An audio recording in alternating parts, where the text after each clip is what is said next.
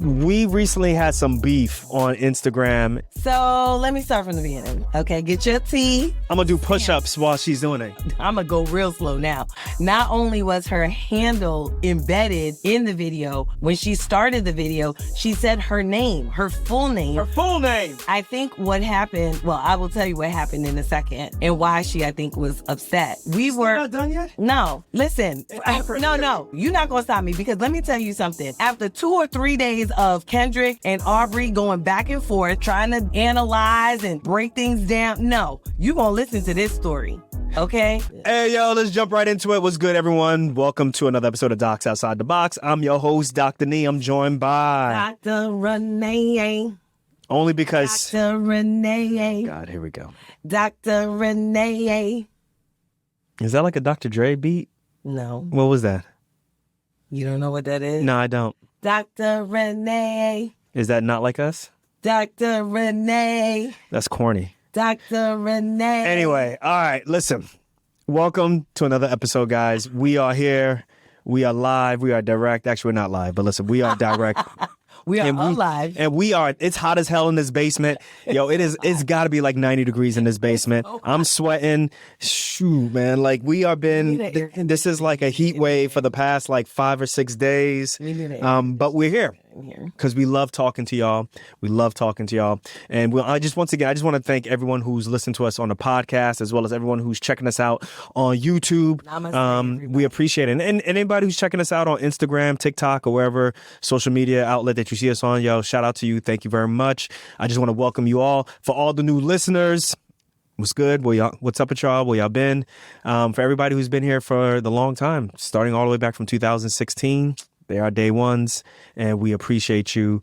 But I want to... People are still listening from 2016? Yes, I do. I do think so? And if you aren't, if you are listening actually since 2016, I want you to use our fan mail, right? Because that's a great segue. Yeah. We got fan mail, y'all. So Alfred, if you could show a brief clip of that of our show notes. If you go to our show notes, and if you're on YouTube right now, if you look if you look at the beginning of our description, you'll see something that says, text us. Right? That's our fan mail. So all you have to do is click that, and then you can text us directly through your phone, and we will get the message as to what you think about the show. And I'm very interested as to like why you are listening to the show right now. Like what brings you into, every week to come in and listen to our show. Why? I'm also interested in what we can do better. Is there different types of guests we can bring on? Is there certain type of topics? Is the format, not, up to par? Do you want us to improve that? Let us know. Would you like Dr. Renee to be the only one on the show? Would you like to kick Dr. Nee off the show? These are questions. Alfred, hit the crickets. She's got a point. She's an icon. She's a legend. And she is the moment. Now, come on now. Because that'll never happen. Because I put it all together. But yes, everyone, please go to fan mail and click that. And it doesn't say fan mail, it just says text us and let us. No, it says I changed it. It says text us. Let us know what you think, and simple, and we go. And actually, as a matter of fact, let's start off with an actual message that we got from a fan. So, Alfred, go ahead and roll the tape in 5, 4, 3, 2. Hey, Renee. I just listened to the last episode of Docs Outside the Box. You absolutely loved it. You two are great at what you do. I need you to sing some more or rap some more Kendrick Lamar. I'm one of the... So I'm sorry I couldn't make a comment inside of the podcast because I'm driving, and I just want to say that, you're right. We did not have a 401k in residency. I definitely would have looked into that. Something else. You've really got me looking for locums. I think for me, I have to think about the retirement factor. And that's just me being disciplined enough to do what I need to do and put money aside. There's one thing else I was going to ask. One thing I worry about with locum is the liability insurance, right? So hail in all, because if you do go with a company, that company needs to stay in business to continue covering your job. 2, if you decide to buy your own, it just sounds like it would be crazy expensive. 3, I just don't take a job unless these people, well, hospitals say they will cover me with tail, right? You let me know what you think. Hope y'all are doing well. And I'm glad I'll see you soon. Bye.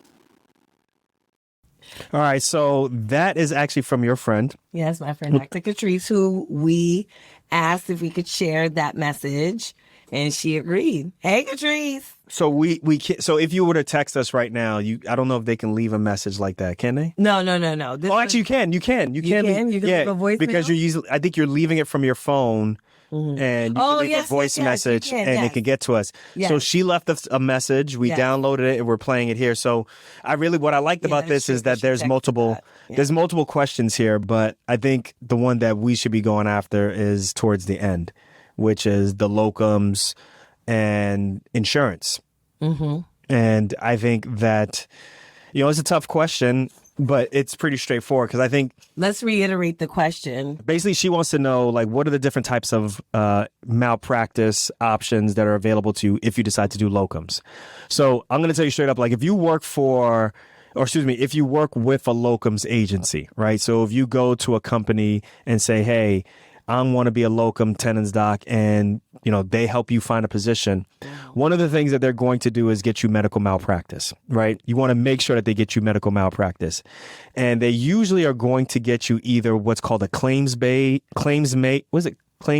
right? Claims made. Yeah, claims made, insurance program, insurance. Ooh, I can't talk today.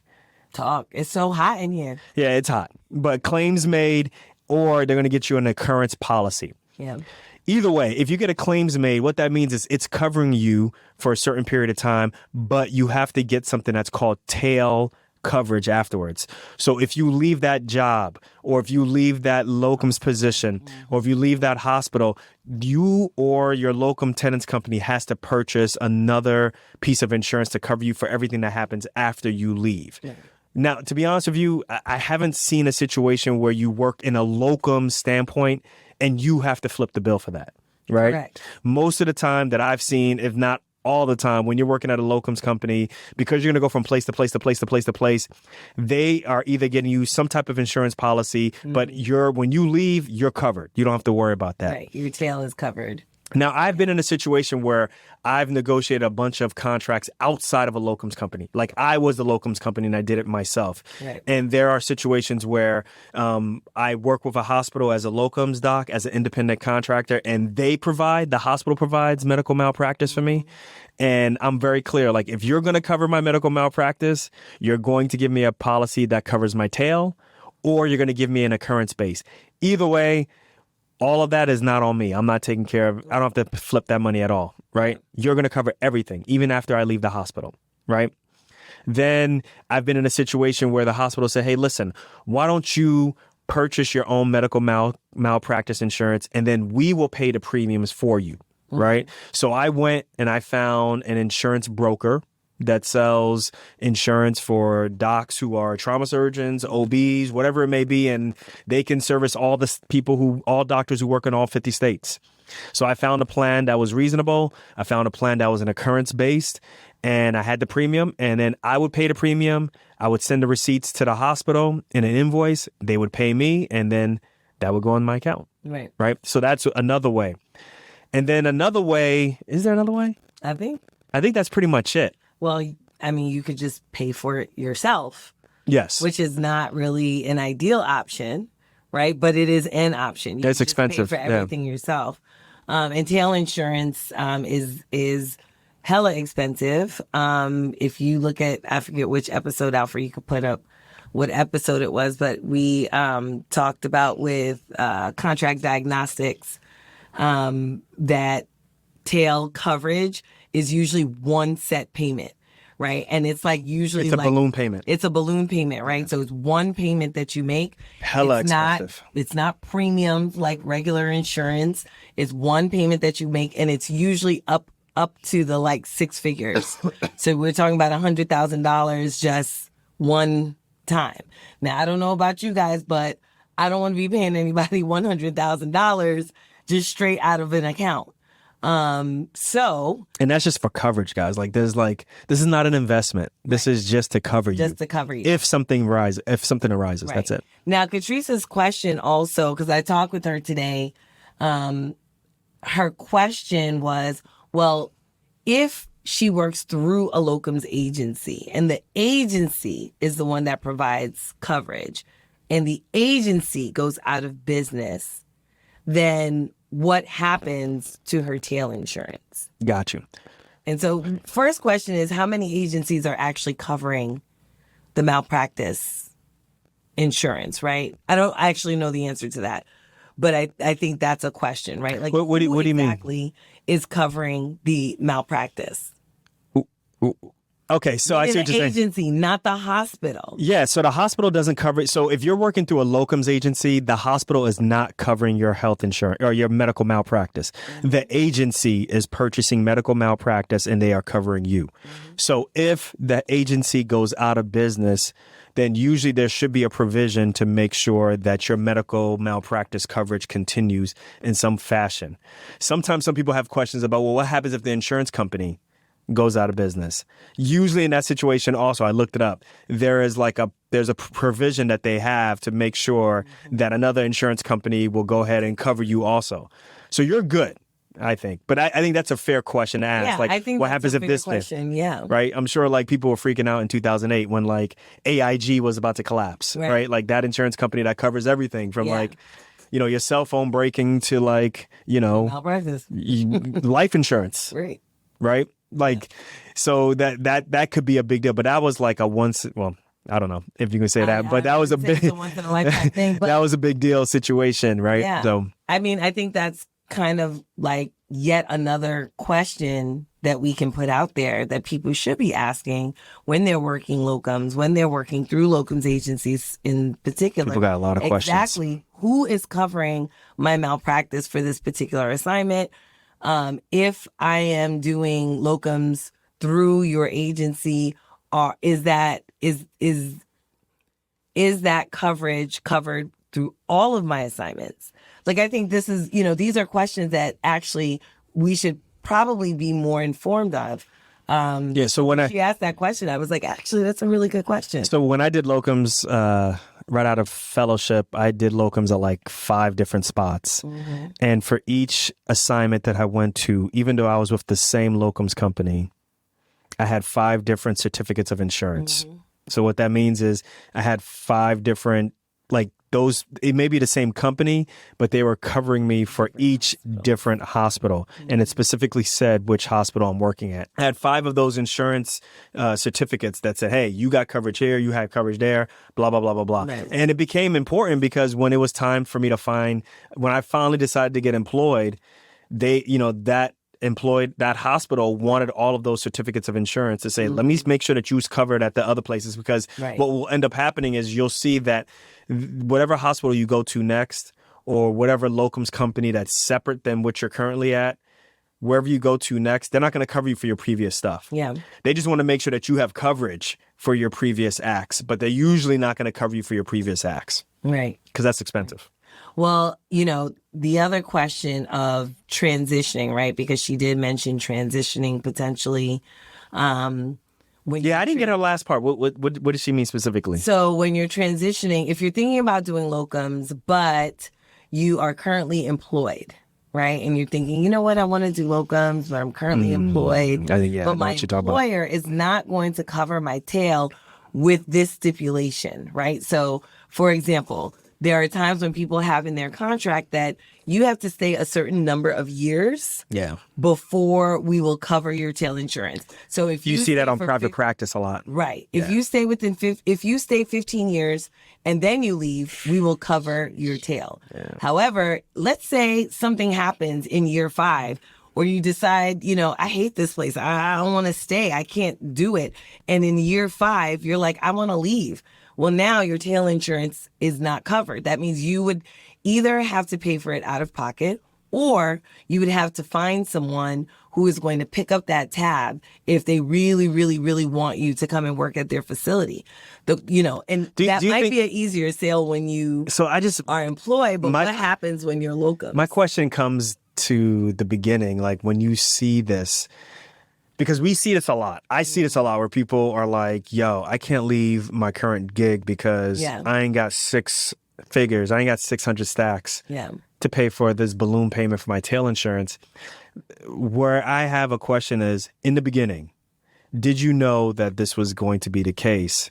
Because oftentimes when you go into private practice, like, you're going to make a lot of money. And I'm wondering, do they know this? Or it's just like, I'll worry about this because I'm going to be making a lot of money. And it's just like, I'll take care of it at the end.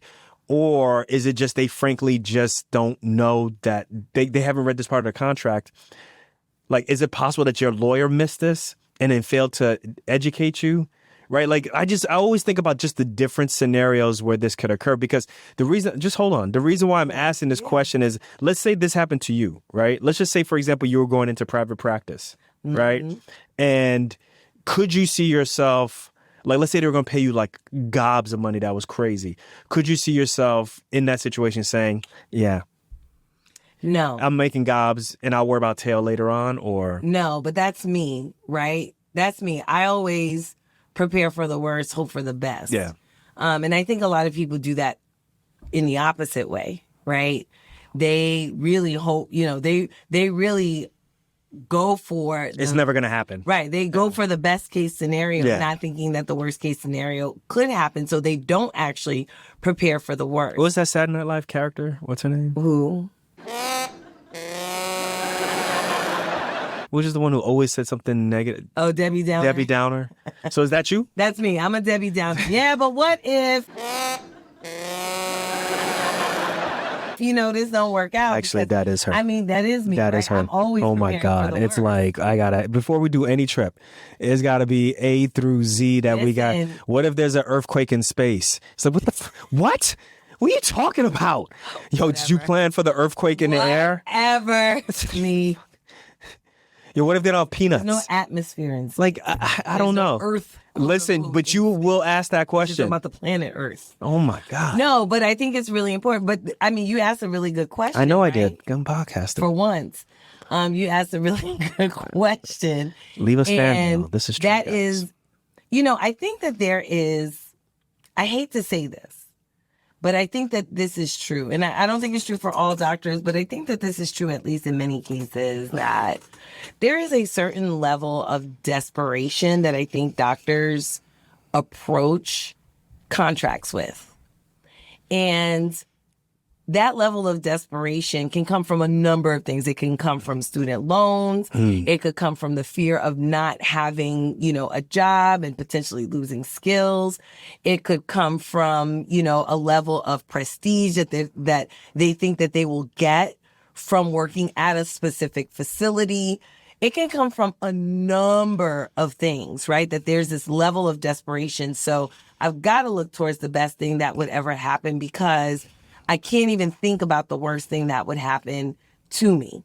But do you think that if they were educated as to what would actually happen at the end, that their desperation would still trump that knowledge? I think if they knew, right? You mean if they had a crystal ball? No, not a crystal ball, but they were educated as to what the balloon payment would be before they signed, and knowing that they're about to get paid. Do you think they would make the basically what I'm trying to basically what I'm trying to say is, I hear what you're saying about it being desperation. The question is well, if they were educated, would they still be desperate? That's what I'm trying to answer from you.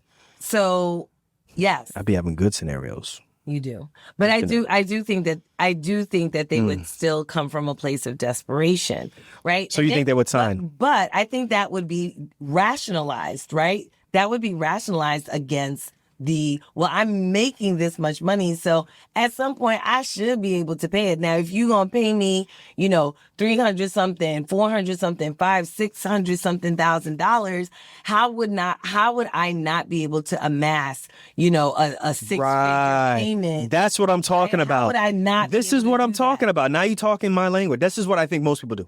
That's what I think it's desperation that is then rationalized against this this arbitrary, thought of, well, if I make this much money, I should be able to pay for it, Right. So, and it's kind of what happens with us with student loans. But I think Right? also That's what happens with us with student loans. It's like, I really want to be a doctor. Well, it's going to cost you, $200,000. Whatever. I should be able to pay it. And it's like, oh my God, who thought that there was going to be so much more to pay That's different, though. than just student loans? That's different, though, because there's no choice but to go through that process. So you're just like, well, I'm not going to focus on it, right? I get it. You can do some things to mitigate that, but for the most part, you coming out with a couple of stacks. I get that. Right? I get that. But what I'm saying is that you come into medical school like that, and then you keep going, not realizing, dude, you don't have to think this way anymore. Got you. Right? You're on autopilot. You don't have to think this way anymore, but you still do. Catrice, listen, just letting you know that if you work for a locums company, they likely are not going to cover your previous acts, but they will give you insurance for what happens on this day forward. You mean like when you say previous acts, you mean like a claim? No, I'm talking about like any work that you've done previous to working with that locums company, they're not going to cover. So what I mean by it is like, let's say you're working at another hospital, right? And then now all of a sudden you leave that hospital and you're going to start working locums and you're going to work at a hospital B, C, or D. The medical malpractice that locums agency is going to give you is only to cover the work that you do at hospital B, C, and D. It's not going to cover for the stuff that you did before. Right. Based off of how I've seen. I don't know what has changed. This is edutainment only. So that's where professionals. That's where I would ask. But this is a really good question. So the residents who are listening, like this is important for you to understand because depending on when, like we got new residents coming in, but the old residents who just bounced, a month ago or less than a month ago, they're probably dealing with this type of situation where they have to get a medical malpractice and stuff. Will a locums company take on your tail? I doubt it. The previous, and I doubt that too. I doubt it. I doubt that too. I doubt that a locums company specifically will do that. Now, that being said, if you contract directly with a hospital, they might. But I think that would be a very, very nuanced contract, especially if you were thinking about doing 1099 work, independent contract / locums work. And you didn't want to be W-2 employed. If you want to be W-2 employed, that's an easier sell, right? To say, well, cover my tail and then I'll come and I'll work for you. That's an easier sell. If you want to do 1099, I think you could do it, but you'd have to put provisions in your contract so that it's like, okay, well, what's in it for me for covering your tail? Because I'm going to need something. Or just you're going to have to take a loan. That's possible. You may have to take a loan and do that. Don't take a loan. Try the contract first. Well, you can, but they need to know their options. Of course. Right? So I get what you're saying. Well, don't do this and don't do that. But sometimes if all of those things don't work, if plan A, B, C don't work, just know that it's possible that you may have to take out a loan and then you pay that loan back over time doing locums or whatever you may want to do. Either way, like you're not asked out or anything like that. You have options and stuff. Yeah. So very quickly, just to cover the first part of what she was saying. If you guys caught it, she said, well, we didn't have a 401k in residency. We probably would have had a 403b actually, because we were at a nonprofit. And when I spoke with her today, I was like, well, I don't know if we actually had a retirement plan that was presented to us during orientation. I remember going to orientation. I can't tell you that I remember anyone saying anything specific about a retirement plan. But that is to say that if you are a resident right now, if you have not gone to your human resources department to ask about your 401k or your 403b, most likely a 403b because most of you are in nonprofit institutions, that you should go to your HR and do that. Yes. De-scrub right now from your case. Take your gloves off. Get your hands out the abdomen and go to HR right now. Okay. If it's 9 p.m, they're open. They're open. Go to Just HR. Go there. They're open right now. Okay? Just go. Don't push that epi. Just go. Go to your human resources department, y'all, especially the new residents out there right now, because this episode's coming out in late July. Make sure you talk to them and get that taken care of. Yeah. Even if you're putting away like $50 a month, put away something and get that thing start working for you. So we're going to lay that to rest. Let's move on to a different issue. Now, listen, we are on social media. This podcast has been out for, since 2016. And listen, we get a lot of feedback. It may be positive. Well, actually, we get a lot of positive feedback, and we get a lot of negative feedback. I want ether as my background, ether, right? And we get a lot of negative, or excuse me, we get a little bit of negative feedback. And I learned to just like ignore a lot of stuff. But we recently had some beef on Instagram, and we thought that, we handled it. You know what I'm saying? Trust me, we handled this issue. But we thought that we would share with y'all because y'all need to know what social media etiquette is, because it's very, very, very important. I'm not going to say who it is, who we had the beef with, but basically, listen, I'd say through a DM, we got wind that somebody that we featured at least their content on our show, and we did a reaction video to that. They wrote to us asking us to, in essence, asking/accusing us to first credit them. And we let them know that, hey, if you look at our video and you look carefully at our video and it's very clear as day, we credited you. And then they also said that we didn't tag them. And it's like, hey, if you look below, we tagged you, right? Look in your tag feed. And then they asked us to go back and like re-edit our stuff so that we can feature their website on it. And I'm like, yo, that was like 100 episodes. You're doing too much. That was like 100 episodes ago. I ain't re-editing jack, right? Like, we follow the rules of social media etiquette. Our editors, everybody who works on the Docs Outside the Box, Darko Media Group team, they know their stuff. Alfred knows his stuff. Alfred would not let that slide, y'all. Let me tell you. So basically, we went back and forth. And after a while, like, actually, in the beginning, I could sense that this person was on one. So I let Renee handle it because I have a tendency to blow up. Just if you got, I know I've mentioned in the past, guys, but I have a tendency to blow up. Sweet little face. Surgeon style. So I let her handle it. I don't know if you want to add some more things to it, but. So let me start from the beginning because we got some time today. Okay, get your tea. Here we go. Sit down, get comfortable. We're not getting comfortable. Get to the point. Get comfortable. Fix your mirrors if you're driving. Make sure you know where you're going. Okay. Sip your coffee in the morning. All right, get to the point. Let's go. So first thing that happened was Nee was actually on call. Okay. And he got a DM. It was late or whatever when he got the DM. This person sent the DM actually at 8 p.m. our time. And basically accused us, like Nee said, of not giving her credit for the video that was featured.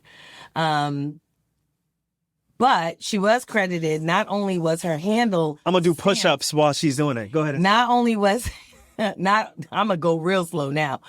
Not only was her handle like embedded in the video, but when she started the video, she said her name, her full name, which is actually her handle, which is actually her IG handle. So not only was she visually credited, but she was audibly credited as well, right? I think what happened, well, I will tell you what happened in a second and why she, I think, was upset. But her first instinct was to say that she was not credited and that she would like her website. Well, I answered to her that, guess what? You were credited. You were credited multiple times over. But we were not done yet? No. If they want to know the full listen. No. You're not gonna stop me because let me tell you something. After 2 or 3 days of Kendrick and Aubrey going back and forth, and everybody didn't have a problem of listening to their songs over and over, trying to analyze and break things down. No, you gonna listen to this story, okay? You gonna listen to this. She got beef. Okay, y'all gonna listen to this beef. Go ahead. So anyway. So I said to her, listen, what we featured was a good point that you made in your video. We were not promoting you or your services. Now, what you should know about this. Y'all hear the cadence going up in Renee's voice?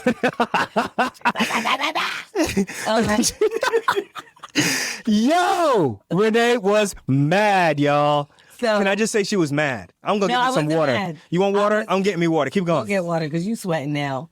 I wasn't mad, but I was thoroughly annoyed because one of the things you're not going to do is you're not just going to come and tell us what to do on our platform, right? And so the issue was that she wanted us to put her website out so that she could essentially, I don't know, get her services out there, right?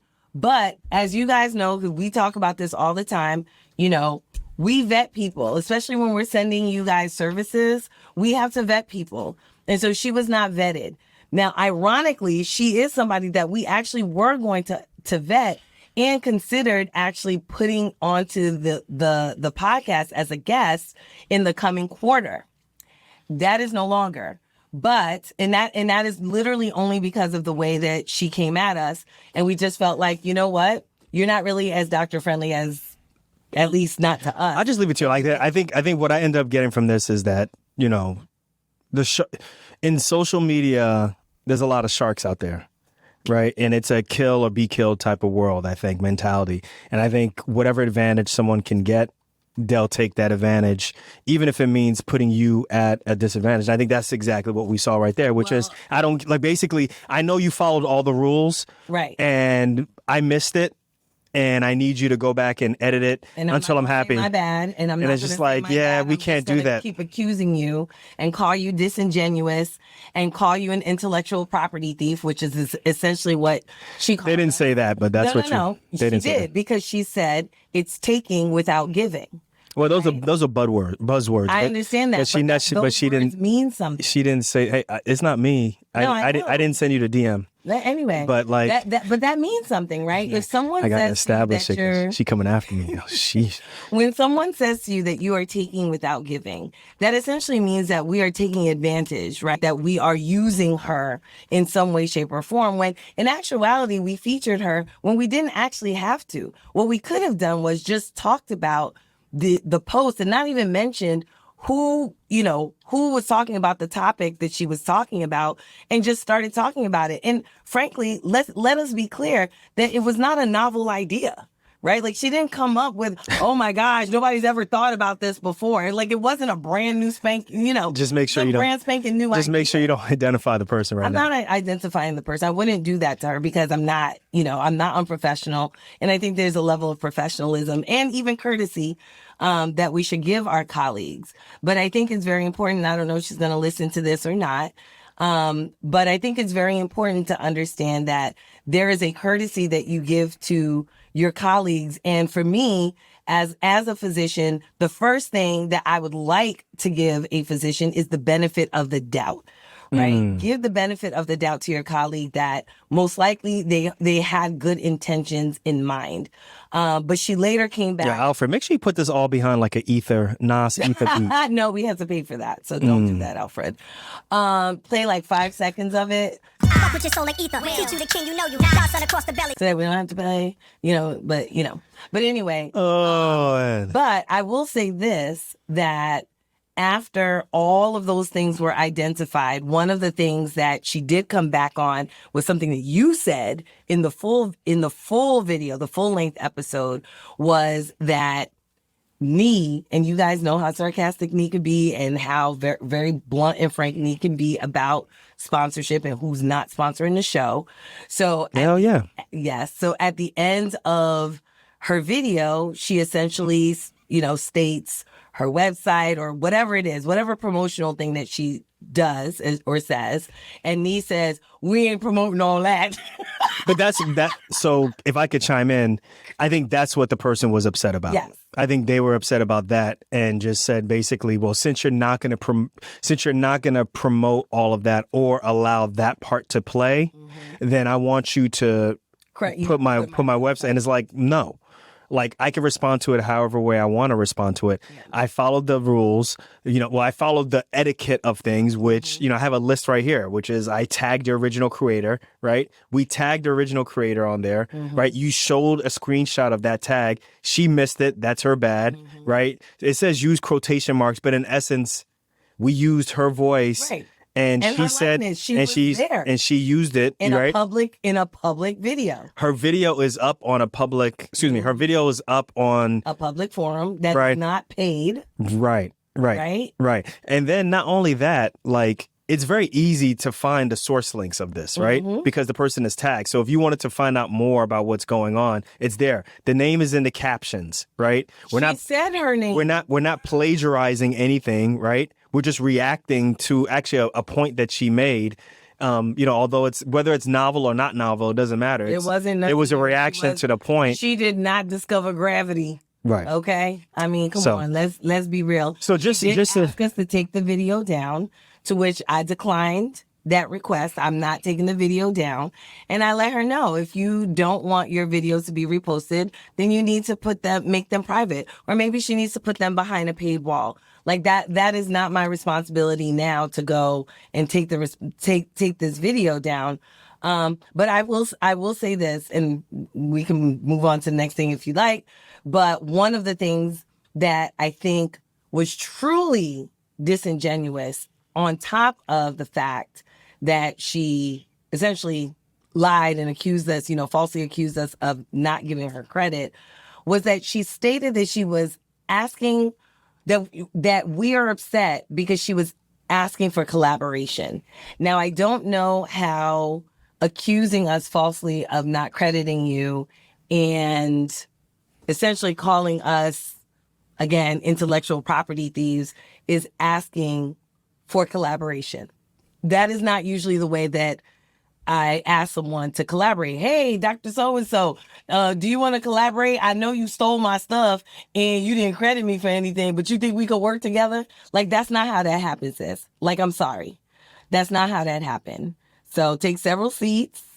Think about what you did. Go to the corner. Think about what you did. The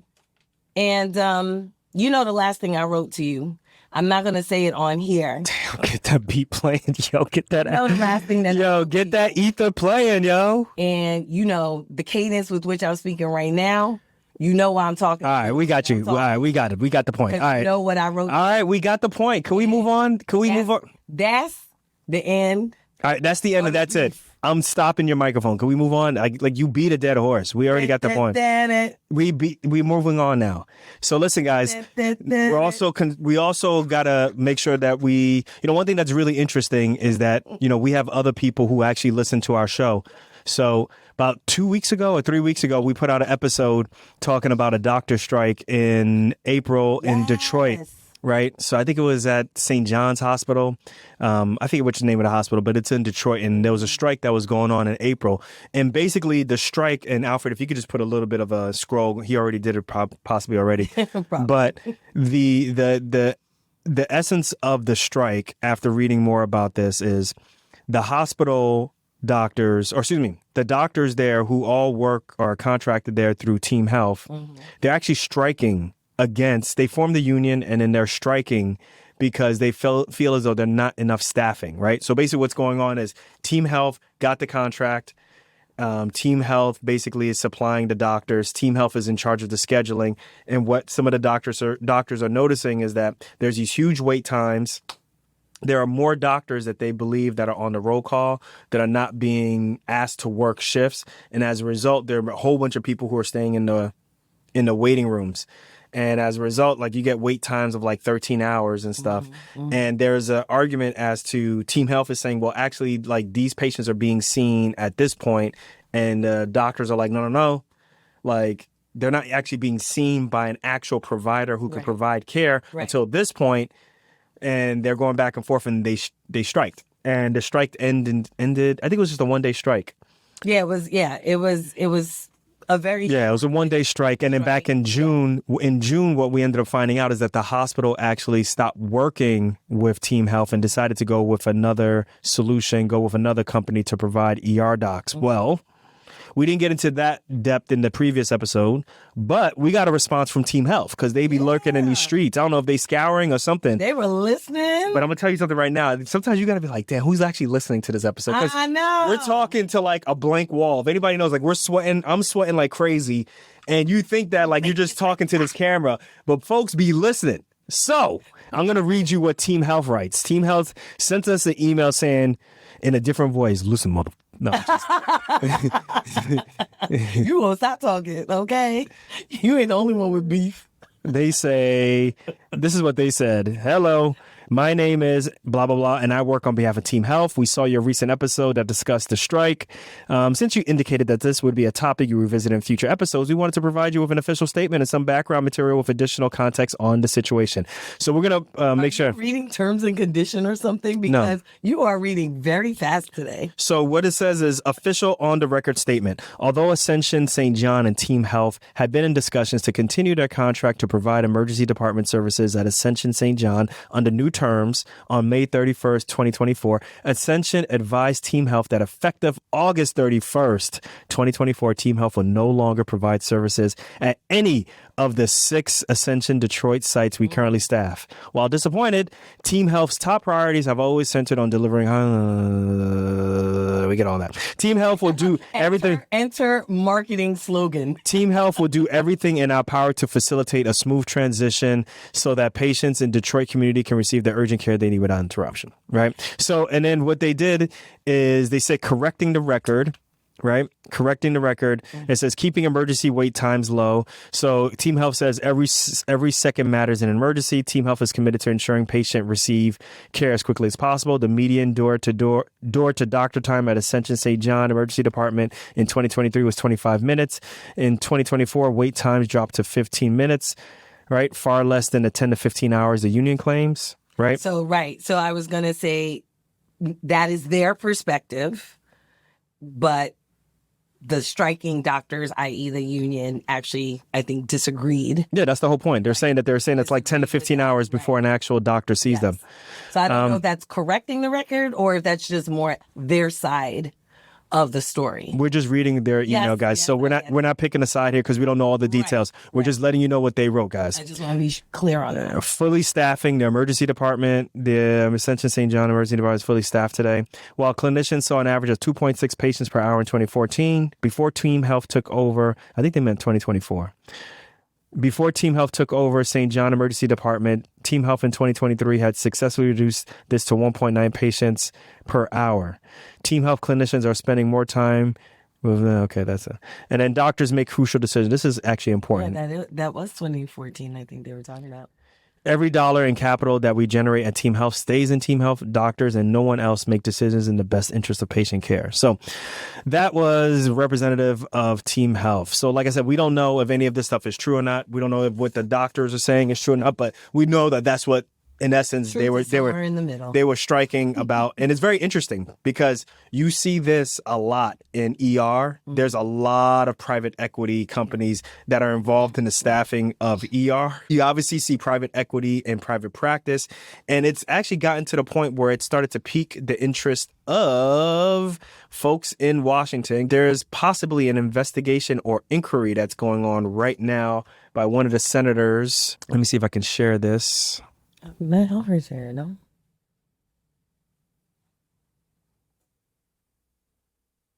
Alfred, can you share this? Maybe you can share this. But basically what this says is this is back in April 1st, 2024. Peters, who's the senator, Gary Peters, who's the U.S. senator from Michigan, seeks information about private equity-run emergency departments and impact on patient care. Basically, he is concerned that our nation's largest emergency medicine staffing companies may be engaging in cost-saving measures at the expense of patient safety and care, which could put our nation's emergency preparedness at risk. I am pressing these companies and their private equity owners for needed transparency so that we better understand how their business practices could be affecting patient safety, quality care, and physicians' abilities to exercise independent judgment in providing patient care. End quote. Terms and conditions apply. Very interesting. This is some interesting stuff. I'll tell you for a couple of reasons. You know, like I said, what I said before, there's private equity, there's money going into all this stuff. Private equity is going everywhere. Private equity is not just in medicine. Private equity is actually going into the NCAAs also. So it's just, for me, it's very hard for me to see how do you widgetize the humanness in medicine? They're not. Right? That's the thing. No. They're not saying that.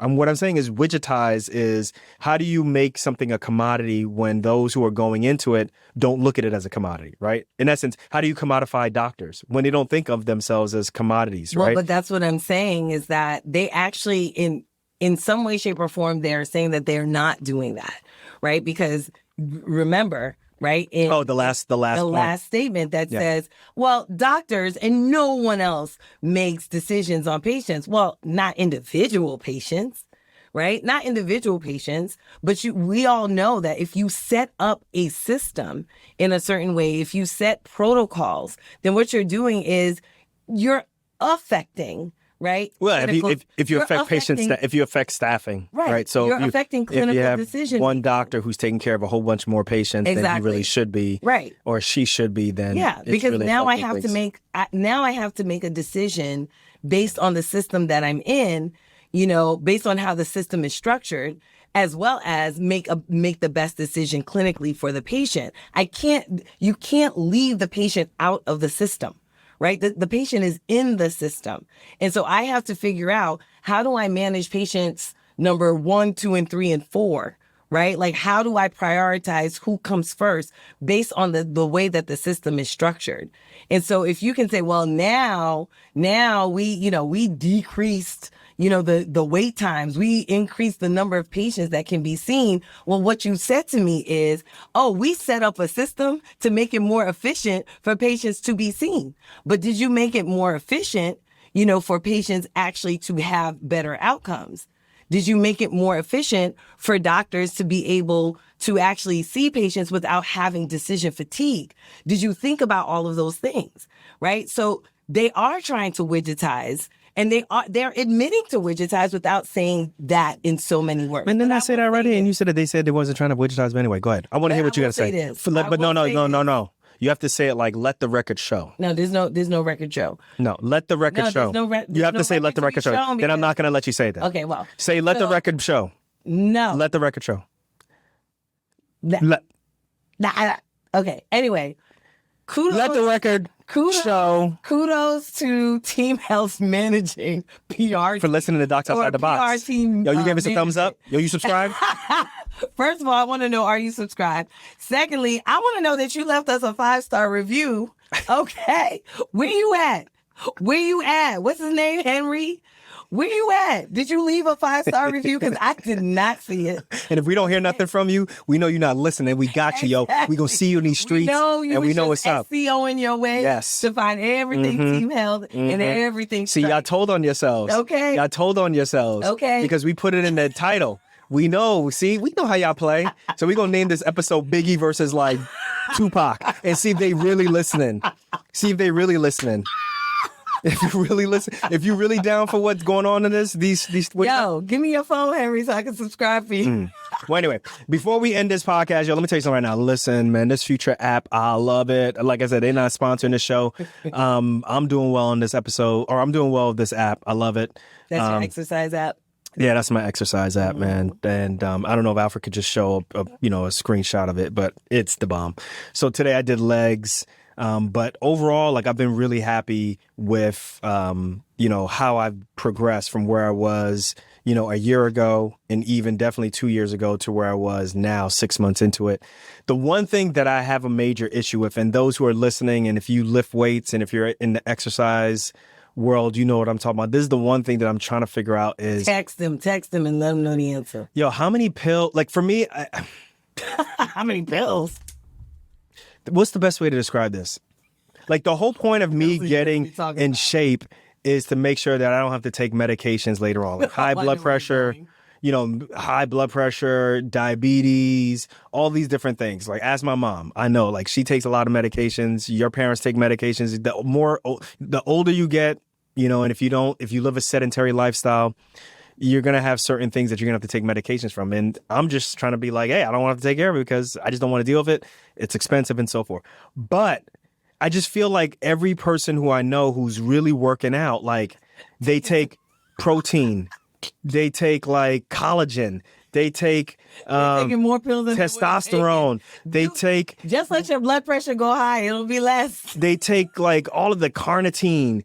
They take prednisone. They take antibiotics. What are you taking? Okay, so this morning I dry scooped about 100 milligrams of C4 pre-workout and then popped 80 milligrams of vitamin D. You doing that every day or? Nah, come on now. Okay, good. I do that twice in the AM and then my PM regimen begins. Bro, I don't think you should be popping all that at once. That's why I cut it with ashwagandha, nootropics, and deer antler velvet. Cut it? What do you think I am, stupid? They take all these antibiotics. but you know what I'm saying? Like, they take all of these medications. On the antibiotics. I'm like, yo, I don't get, like, I have a friend of mine, I love him to death. He showed me a picture. It was at least like 15 bottles of like supplements that he takes. You know what I'm saying? Taking more than a transplant patient. It's just like, yo. So part of me is like, I don't understand that part of like working out culture, which is you're trying to avoid having to take these medications, right? That affect your life. But then you're taking these other medications to help with what? And I think that's, for me, the whole thing is like, I'm just trying to, like, I'm not really trained for anything. I'm just trying to get into really good shape, right? Like, I think eventually right now for me, I would love to be able to like run a really great 3K or 5K. And then maybe something shorter than that, or maybe a marathon. But even then, I still can't see myself taking all of these supplements. Yeah. Right? Because it's just like, wait, what do we I don't get that part. So if you're listening to the show right now, and if you know what I'm taking, if you know what I'm talking about right now, and if you got like a bunch of pills in your you taking these pills right now as you listening to the show, explain to me the whole thing of like trading one for the other. Like, if you're going to take all these pills, then you might as well just stop working out and just take these damn high blood pressure pills and all that stuff, right? Leave us a text, y'all. You can voice text us. I didn't even think about that. You can do whatever, and we'll play. Voice text us if you're addicted to your supplements. Because that's another thing that I've been listening to. That's not the word. Because the other thing, too, that's really interesting, and I think we should cover this on another show, is the power of influencers and the supplement market, right? And even we have to be careful about that, right? Because technically, like, people listen to us and they want to have our advice. We have sponsors on the show. We vet the sponsors. We try the products out and so forth. Right. But, the big boys, I'm talking about the Joe Rogans, the Rich Rolls, all the folks out there who are like pushing like AG1, which is like that liquid shake, that greens shake, right? That people drink and stuff, right? Like, there's all of these different types of supplements that are out there. But like, first of all, supplements in general, like, they're not regulated very well at all. Right. So you don't even know that what you're getting is pure, that supplement. You don't even know if it really works. Mm-hmm. This is not FDA approved.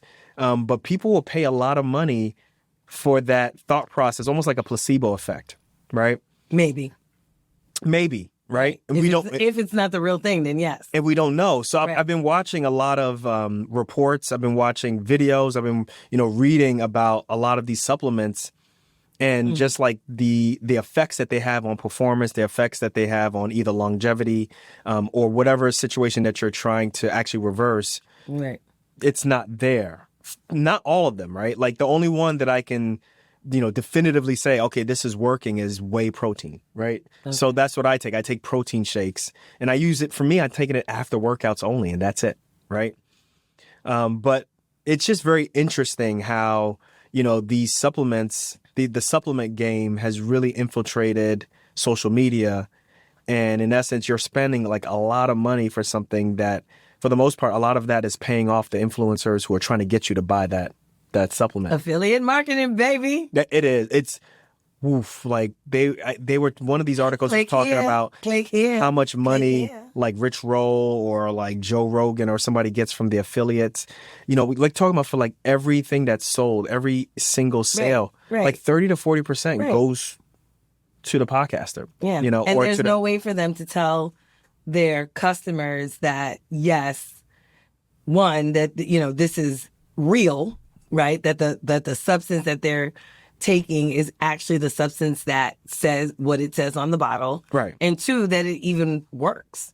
Right. Right. So that's the thing. That's the thing that I'm just like, yeah, so I'm ingesting all of these things, but I don't even know if they work. I don't even know what, Right. So that's the thing. So the question I have for you before we get out of here is like, is that the podcaster's fault or is that the supplement company's fault?